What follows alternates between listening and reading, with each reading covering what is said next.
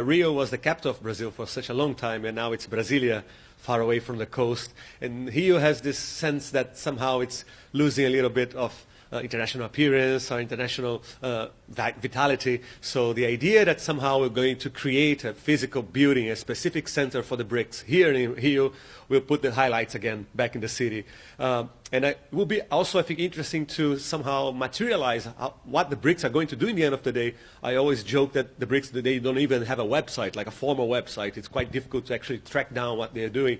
So I think it will be a win-win situation. By one hand, we'll have an institutional materiality, and for Rio and for Brazil, it will be incredible to have the center here. Because in the end of the day, what you'll have, diplomats from across the globe are going to be around here. You'll have a lot of bureaucracy that have to form to create this kind of stuff. So I think in the end of the day, it will be incredible for the country and for the city. Então facilita também pouco a vida, né? Mas pelo menos as minhas aulas já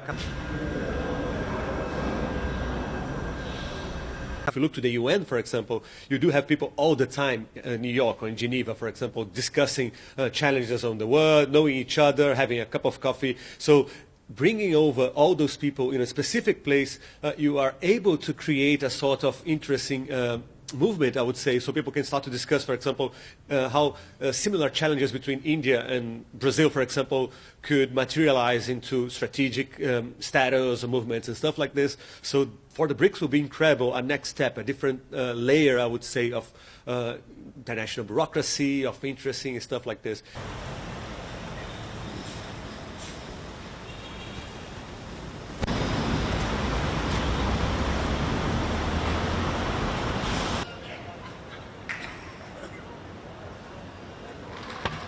If you look to Trump's last messages online, he actually mentioned the BRICS, saying that any country involved in the anti-American BRICS movement somehow will be charged with, I'm not 100%, tariffs and stuff like this. So for Brazil, I would say it's an interesting alternative model, not going to be against the US necessarily, but maybe a parallel system that can induce this kind of stuff.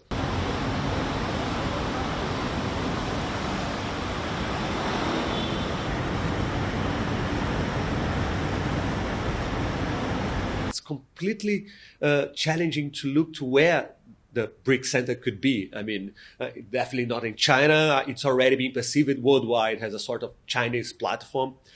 India, I think, wants to be more neutral in this kind of stuff because it's already close, of course, to the BRICS, but it's have a special relationship with the US. And Brazil, like you mentioned, we do like to portray ourselves as a sort of standing on the fence, like sitting on the fence, being able to talk to everybody in the end of the day. Although this is getting quite challenging, I mean, if you look to how Trump and Lula relationship is being involved, it's definitely not being in the fence anymore. I mean, we're being criticized quite vocally, with the tariffs with the Trump administration. So I think it will be interesting for Brazil. If you look to the countries that actually form the regional BRICS, Brazil will be, I think, the most interesting choice.